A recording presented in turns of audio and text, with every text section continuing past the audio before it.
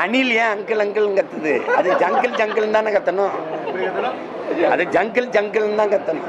அது ஏன் அங்கிள் அங்கிள்னு கத்துது?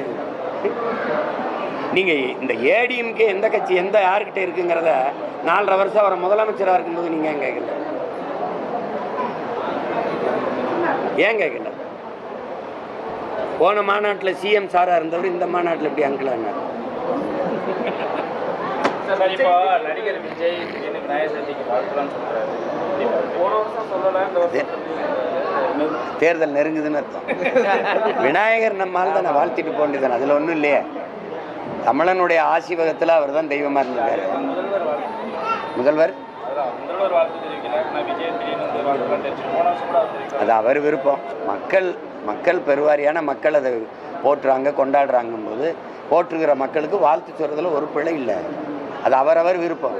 அவருக்கு விருப்பம் இல்லை